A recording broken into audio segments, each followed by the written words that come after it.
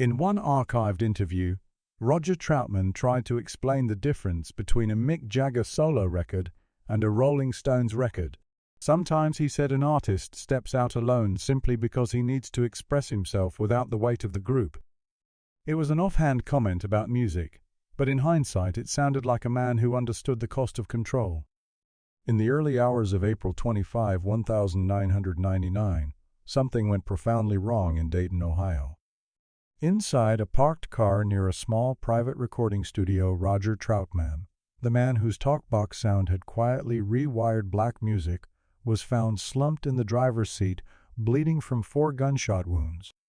He was still breathing when first responders reached him. He would not stay alive for long. Minutes later, not far from that car, police found his older brother and longtime manager, Larry Troutman, dead from what authorities immediately labeled a self-inflicted gunshot wound. By sunrise, the language was already fixed in reports and headlines: murder-suicide. No extended press conference, no detailed briefing, just a short conclusion and a rapidly closed file. But buried inside that file were details almost no one outside law enforcement paid attention to at the time. Details that sat uncomfortably beside the official story. The number of shots, the way the scene looked, the timing, the fact that just hours earlier Roger had been actively planning what came next. Now, decades later, those overlooked fragments have resurfaced. And when placed side by side, they suggest something deeply unsettling. Perhaps the truth was never intended to stay buried. By the spring of 1999, Roger Troutman was a man standing quietly at a crossroads. To the outside world, his legacy was already secure. He was the talkbox pioneer whose sound had shaped funk, early hip-hop, and modern R&B, the voice of Zapp, whose influence echoed through records long after their release. But behind that legacy, his private life was far less stable. According to people who knew him, then Roger was restless, unwilling to be locked inside nostalgia, increasingly determined to reclaim control over his music, his finances, and his future. Years of operating under family management, especially under the authority of his older brother, Larry had begun to feel less like protection and more like a cage. Those close to the situation later recalled a slow build of tension around money contracts and who made decisions. None of it was loud enough to become tabloid material, but it hung over him every day. There were no public meltdowns, no public rants about betrayal.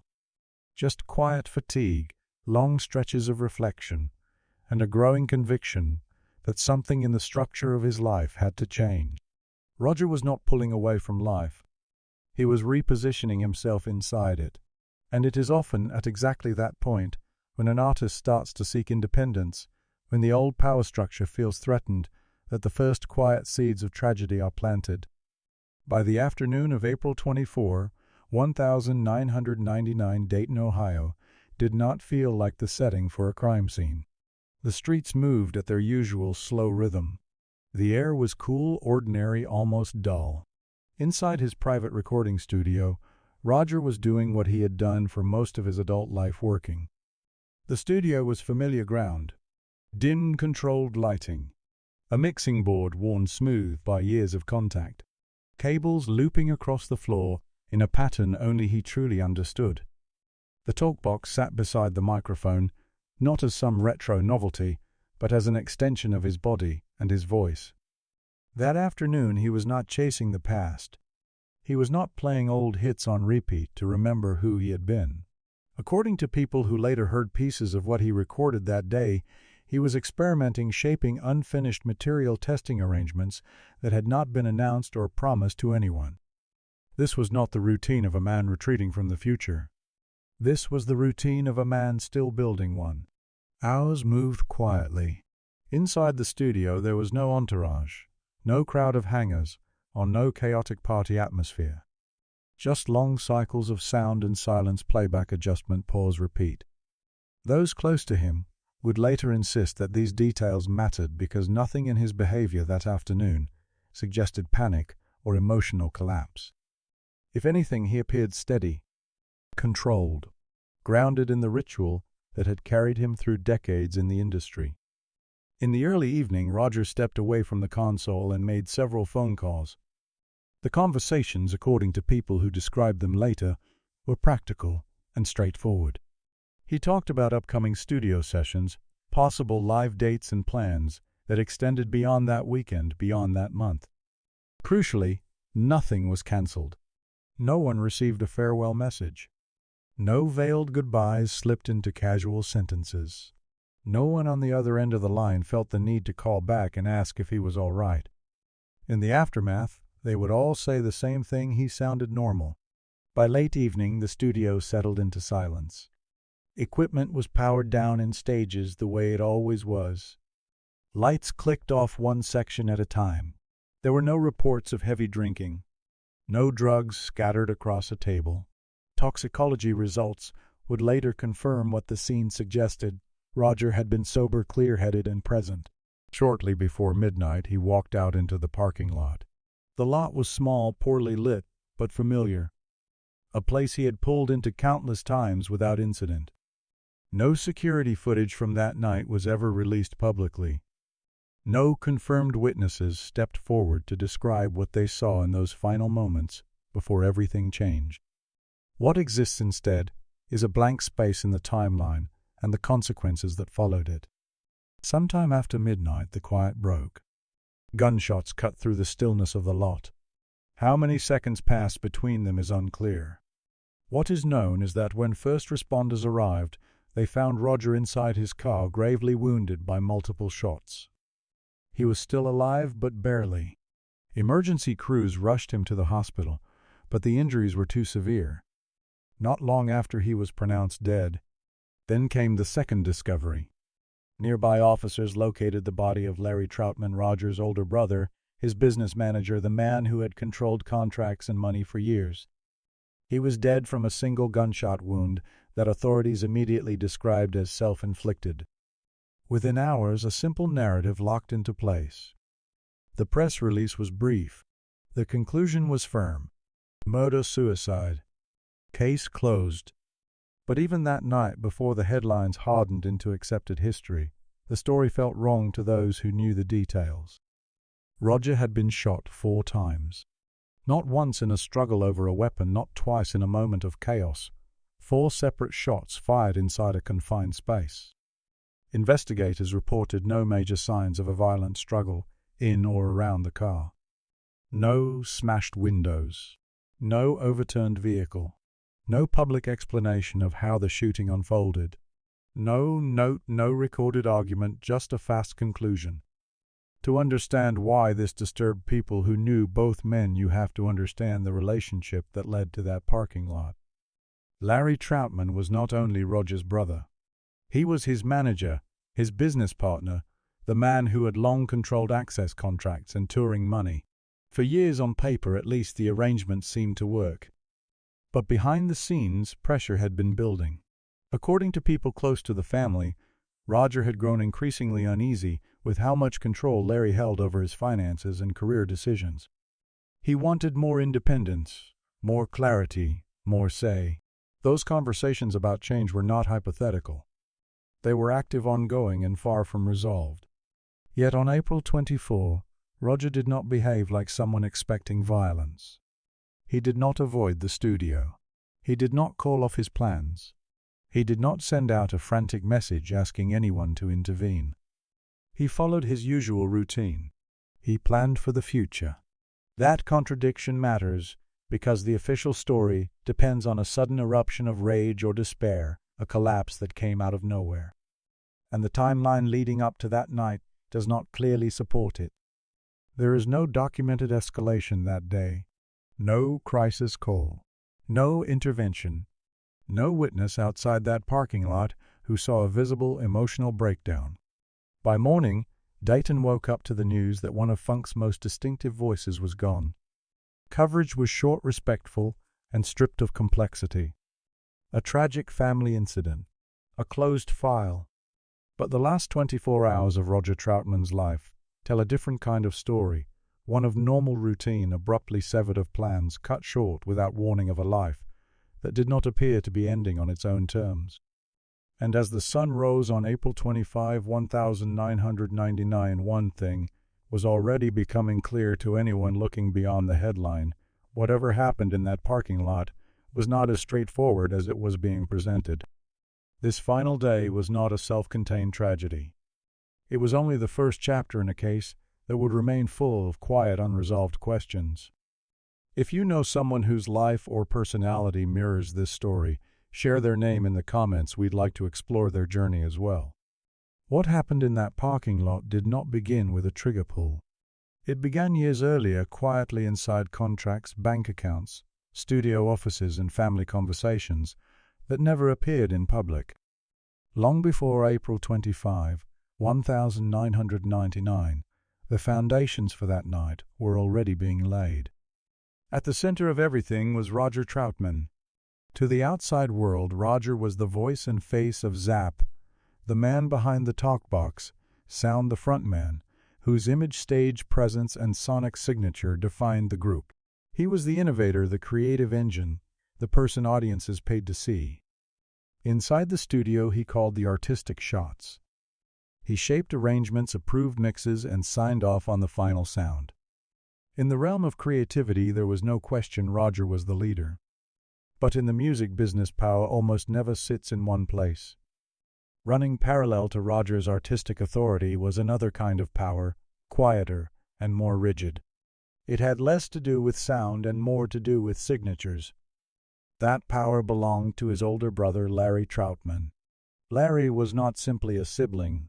He was Roger's manager, his financial handler, the man who for years stood at the gate of every major decision. He negotiated deals. He handled touring income. He oversaw expenses, advances, payouts, and obligations. In many ways, Larry controlled the structure that allowed Roger to function as an artist. If Roger was the front-facing figure, Larry was the architecture behind him. In the beginning, the arrangement made sense. Zapp emerged from modest circumstances, and in that environment, family meant safety. Trust inside the household felt more secure than handing control to an industry infamous for exploiting black musicians. For a long time, having a brother manage the business seemed like the logical choice. But success changes scale, and scale changes everything.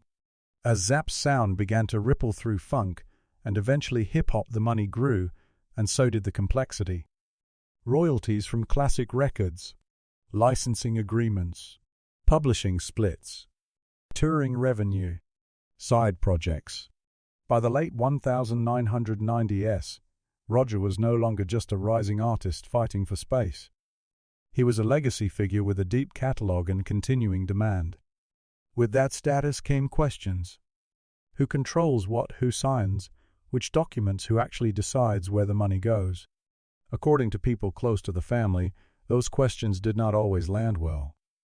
Roger's increasing unease did not explode into lawsuits or public feuds. There were no fiery press conferences, no televised accusations. Instead, the tension stayed behind doors in private arguments that cooled into silence, in conversations that ended abruptly, in meetings where issues were raised but never fully resolved. Roger wanted more transparency.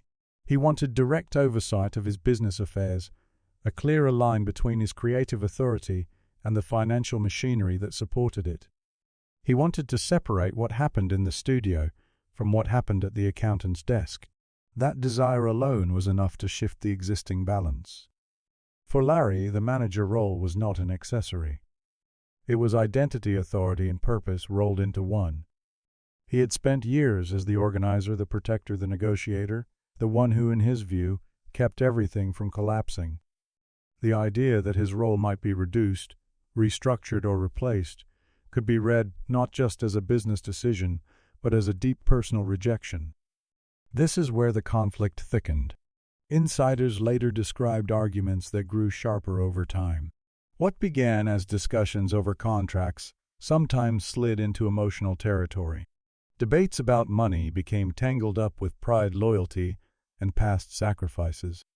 There were moments when legal action was mentioned, not in formal filings, but as a looming possibility, an implied threat, a pressure point everyone recognized. The suggestion that Roger might seek outside management was especially explosive. It hinted at independence. It hinted at a future where decisions would no longer pass through Larry first. In a family where business and blood had long been fused together, that idea was destabilizing. By then, family and work were no longer separate categories. They had become fused into something that could be both protective and poisonous. Roger found himself locked inside a familiar industry trap, the artist who generates the value but does not fully control it. Only in his case, the gatekeeper was not a faceless corporation or a distant executive. It was his own brother. Walking away was not simple. Restructuring the relationship carried emotional consequences that went far beyond an ordinary break with a manager. Every shift in power risked tearing at the fabric of the family itself.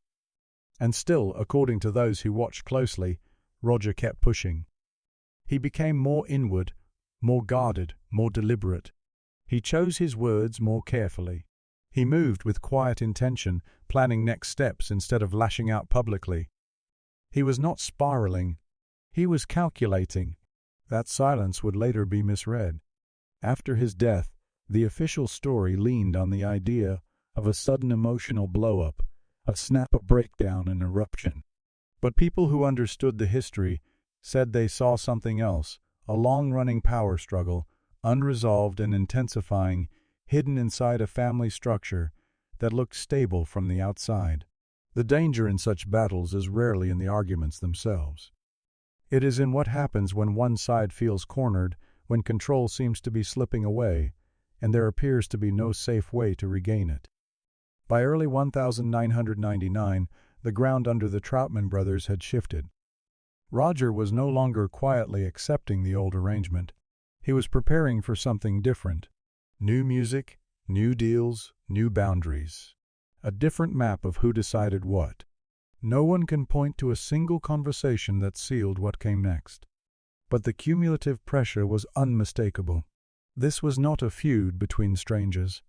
It was a collision between blood and authority. And collisions like that do not always announce themselves with screaming broken glass or public threats. They build. They wait. They erupt when someone believes there is no other way to prevent loss. On the surface, April 24, there looked uneventful studio work, phone calls, routine habits. Underneath it carried years of unresolved strain.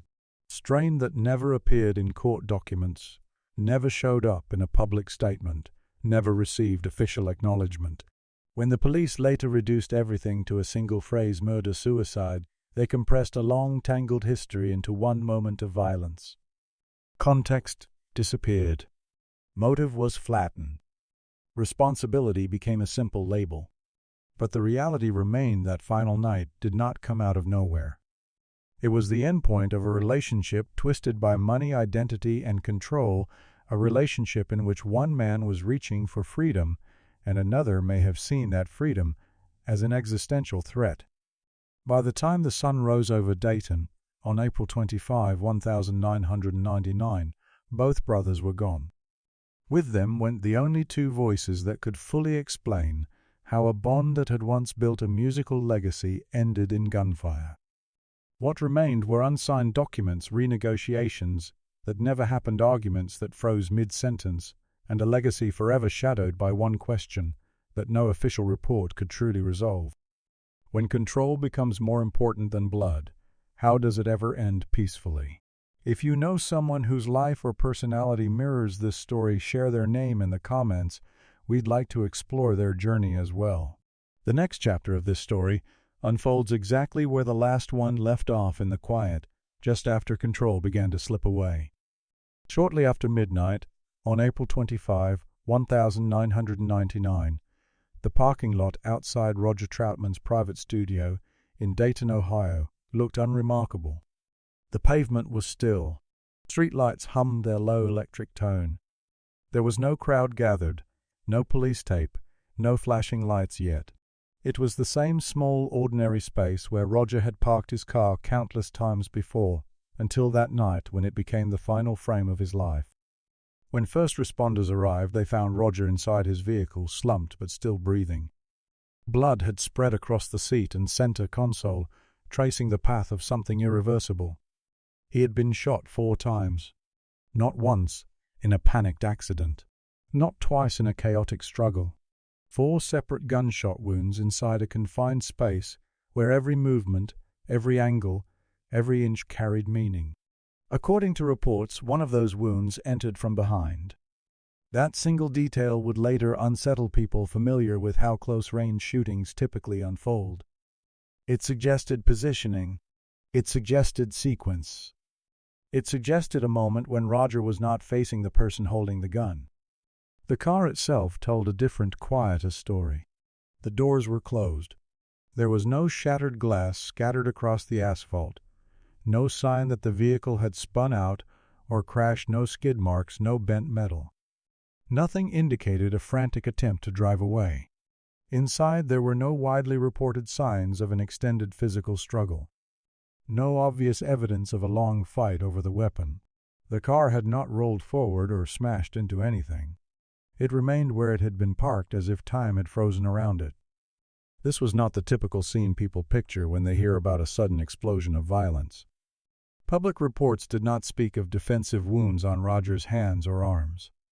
There were no detailed descriptions of bruises from a prolonged confrontation in the car, and yet 4 rounds had been fired.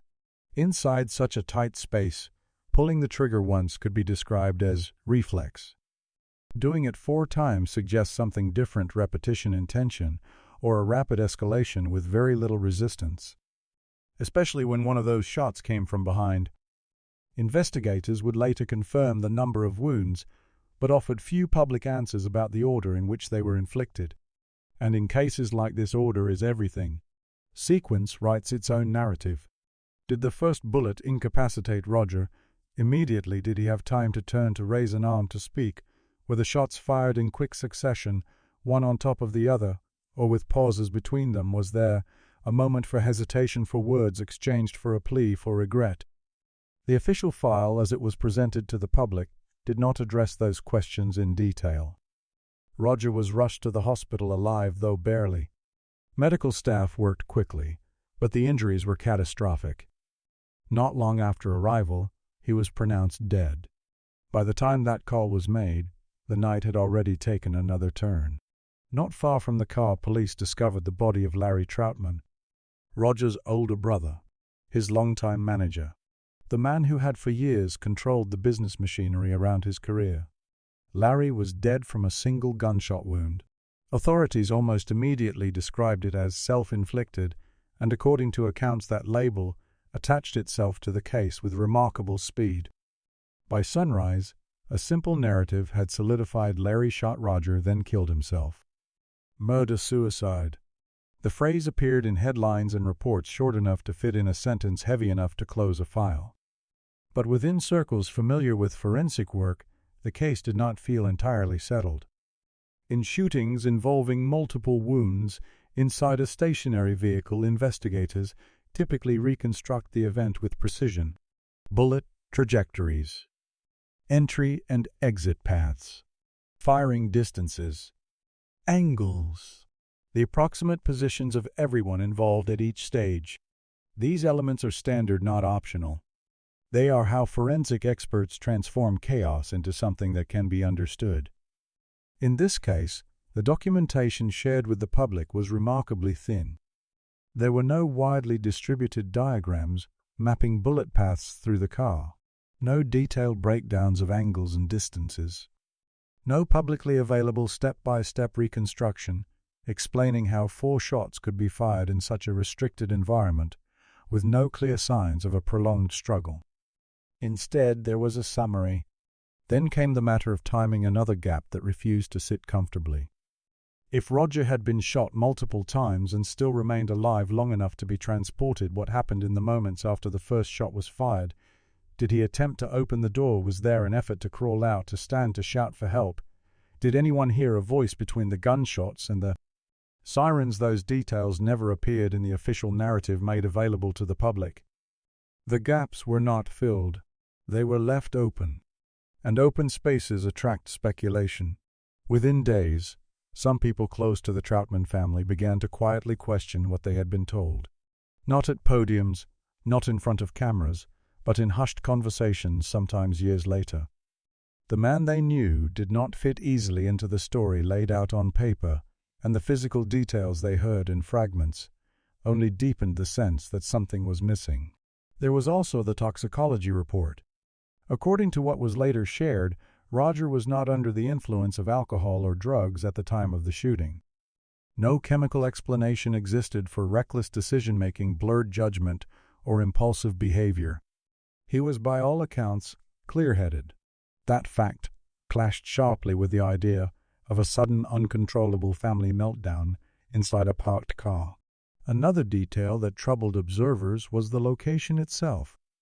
This was not a private bedroom or kitchen hidden behind closed doors.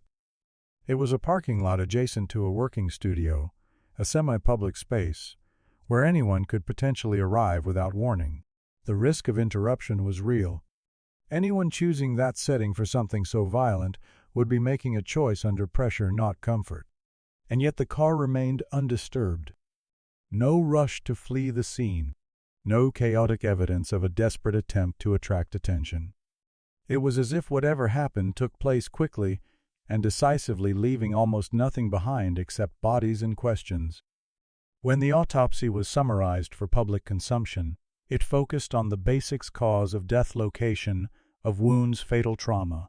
There was no extended explanation of how Roger's body was positioned when each bullet struck. No clear public statement about distances from which the shots were fired. No thorough official response to the central question, why would a man in a family dispute be shot 4 times, including from behind, without a documented escalation? For the wider public, the story was already settled. A tragic incident between brothers followed by a suicide. A simple, contained disaster. Case closed. But when those details were placed beside the previous chapter, the years of financial strain, the slow-motion power struggle, the looming changes Roger had reportedly been planning, the physical evidence, no longer felt like an ending. It felt like a question mark. Violence rarely appears without a trail. It tends to follow pressure, fear, and desperation.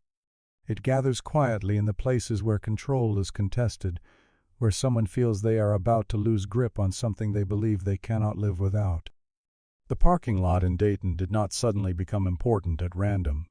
It became the visible stage for forces already in motion, forces that standard paperwork and brief police summaries could not fully capture.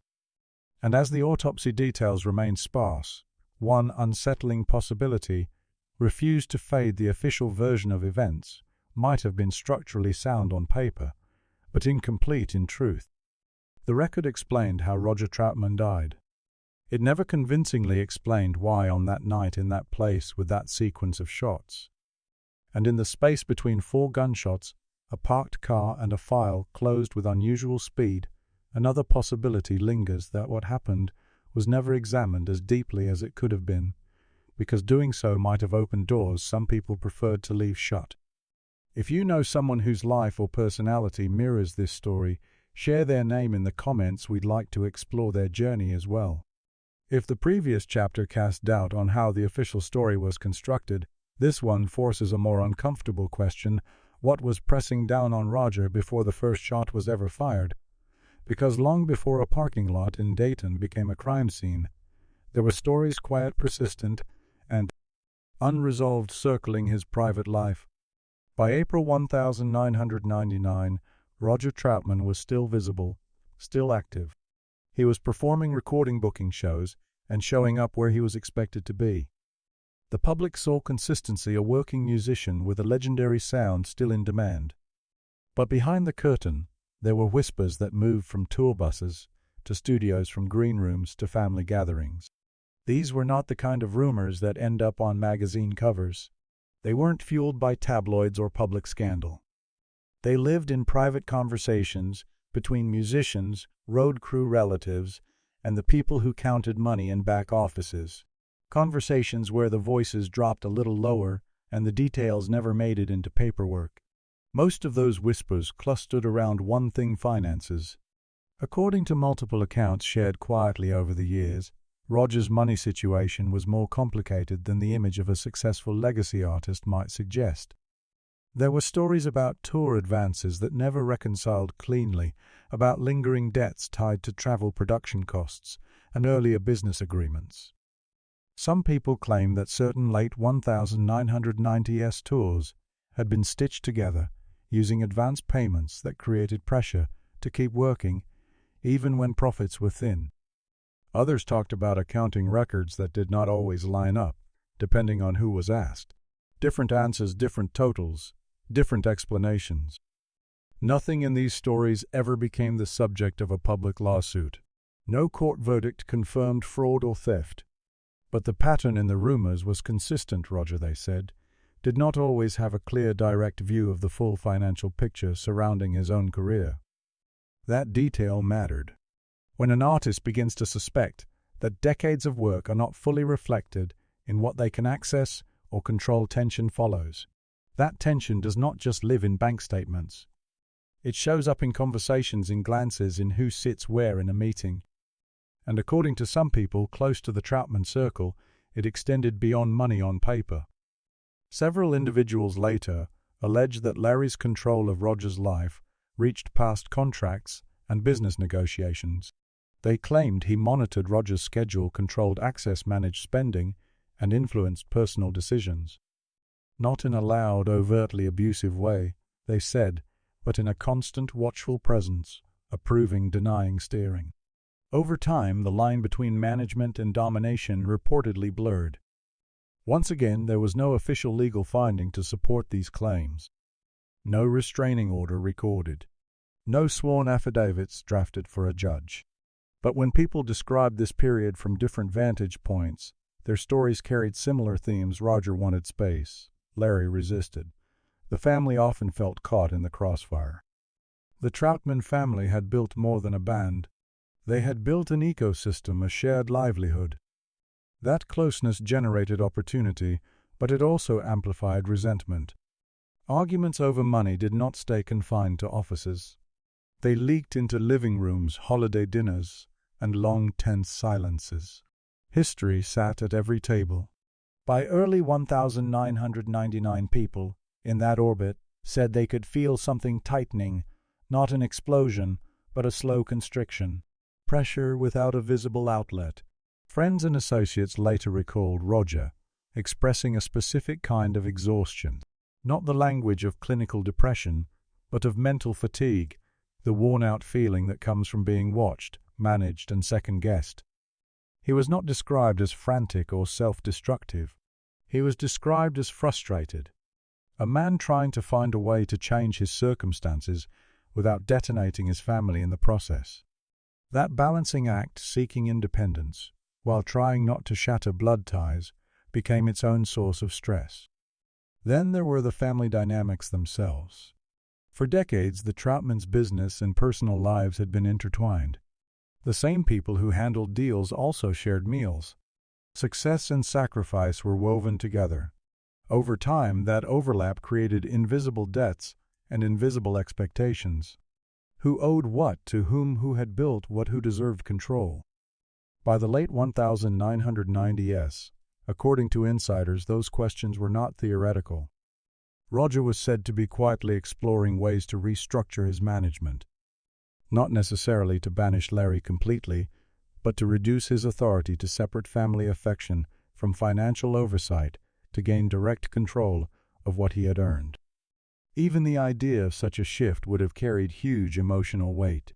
For someone whose identity was tied to being the protector, the gatekeeper, the one who handled everything, the thought of losing that position could feel catastrophic. It was not just money at stake. It was pride, history, and power. This is where rumor turns dangerous. Because even if none of these claims were ever proven in a courtroom, they help explain why the official murder-suicide story never fully settled in the minds of people who knew the family. They offered a motive without documents, pressure without subpoenas, a power struggle without a paper trail. And when the worst happened in that parking lot, those undercurrents were never given much public scrutiny. Investigators did not release detailed financial records to the press. They did not lay out a timeline of disputes over contracts and money. They did not frame the shooting inside a documented pattern of long-term tension. Instead, a tragic label was applied and everything complex was folded underneath it. Those who lived close to the situation understood that rumors do not appear out of thin air. They grow from patterns, from discomfort, from imbalances no one successfully corrects. Still, one point must be made clearly, the way some observers have insisted over the years. There is no legal proof that financial conflict control issues or family pressure directly caused Roger Troutman's death. No judge ever ruled on these allegations. No official report stamped them as fact. What exists instead is something more unsettling, a collection of unresolved questions that were never given the time or space to be answered properly. Roger Troutman died at 47 years old, in circumstances officially described as sudden and final. Yet the accounts surrounding his final months describe a man under quiet strain, negotiating money he did not fully command, navigating relationships he could not easily escape, pondering changes that threatened old power structures. When those forces collide, tragedy does not always leave obvious fingerprints. Sometimes it leaves silence. And by the time that silence settled over Dayton, in the early hours of April 25, 1999, it was already too late to sort rumor from reality, too late to trace exactly which pressures pushed hardest, and too late to ask the questions that might have rewritten the narrative altogether. What remains now is not a definitive accusation, but a lingering unease. Unease that the most intimate parts of Roger Troutman's life were never examined with the same precision as the wounds that ended it, and unease at the possibility that in the end the real story was far less convenient than the conclusion everyone was asked to accept. If you know someone whose life or personality mirrors this story, share their name in the comments. We'd like to explore their journey as well. On the morning of April 25, 1999, Dayton woke up to a conclusion already waiting for it. The words were simple, heavy, and final: murder-suicide. Before most people had even processed the shock of losing Roger Troutman, the story of how it had happened was already decided. But as the hours turned into days, a series of gaps began to stand out, small, on paper, troubling in context. The first gap was the absence of any clear warning. There was no suicide note, no voicemail saved on an answering machine, no last-minute fax, no letter, no cryptic message left behind for a spouse, a sibling, a friend. In many cases of familial violence followed by suicide, some form of communication surfaces later, even if vague or fragmented: a sentence scrawled on paper, a final call, a message that reads differently in hindsight. In this case, the official record remained silent. No documented threat, no documented goodbye. The second gap was the stark contradiction between the official narrative and Roger's behavior in the day leading up to his death. Just 24 hours earlier, he had been working in his studio as usual. He made practical calls about upcoming sessions and live dates. He did not cancel his schedule. He did not withdraw from people around him. Toxicology results later showed no presence of drugs or alcohol that might have clouded his judgment or sent him spiraling. The version of events that required a sudden emotional collapse sat uneasily against a timeline that reflected routine stability and forward planning. The third gap lived inside the forensics themselves, or rather in what was not shared. Public reports confirmed 4 gunshot wounds, including at least one entering from behind, inside a stationary vehicle that showed no major signs of a struggle. What was not made public were the finer details that normally anchor such investigations: complete bullet trajectories, precise firing distances, carefully mapped angles, and a clear sequence of impact. In close-range shootings, these elements are standard tools used to reconstruct movement and intent. Here they were compressed into brief summaries. Without them, any attempt to truly piece together what happened inside that car becomes speculation. The fourth gap was the issue of sequence, the single factor that could alter the meaning of everything. Did the first shot disable Roger immediately, or did he have a moment to react, with the shots fired almost on top of one another, or with noticeable pauses, Was there time for an argument, for pleading for a final exchange? Did he shift in his seat? Did he reach for the door? Sequence is not a minor detail. It shapes the story of intent, fear, and control. Yet the official file, as understood publicly, did not walk anyone through these critical seconds. The fifth gap was the speed with which the case effectively closed. From scene to conclusion, the timeline moved quickly. There was no series of detailed public briefings, no extended explanation of the investigative process, no step-by-step presentation of evidence to the press. The label murder-suicide settled over the case like a lid. Once in place, it left little room for alternative interpretations to be examined, let alone taken seriously. Convenience appeared to win over curiosity. Finally, there was the question that almost no one in authority seemed eager to explore in depth, the possibility of a third factor, whether person or pressure. No evidence has ever been presented to prove a third party was directly involved. But in cases shaped by long-term disputes over money and power, standard investigative practice often includes a broader look at the surrounding ecosystem: financial records, business conflicts, external pressures, and anyone who might have stood to gain from certain outcomes. In this situation, at least in the public record, those wider avenues appear thinly explored or largely undisclosed. None of these gaps taken alone prove that the official conclusion was wrong. Together, however, they help explain why unease continues to linger decades later. Because the official story does an efficient job of answering how Roger Troutman died, it does not fully answer why that night, why that place, or why that exact chain of events. It does not convincingly explain how a man who was sober, working and planning ahead hours earlier, ended up shot 4 times in a parked car with a case wrapped almost as quickly as the news broke. As years passed, the headlines faded. The rumors receded into the footnotes of music history. The questions, instead of being resolved, settled into the margins, those quiet spaces where inconvenient details often live. But margins matter. They hold the contradictions, the missing context, the pieces that never quite fit the polished version of a story. And in the margins of this case, we are left with a portrait of a 47-year-old artist, standing at a turning point, repositioning his career, questioning control, planning next moves, then vanishing into a narrative that feels too thin for the weight of his life. What remains today is not a formal accusation, but a challenge. A reminder that when investigations stop where they should begin, truth does not vanish. It waits. It waits in the unanswered space between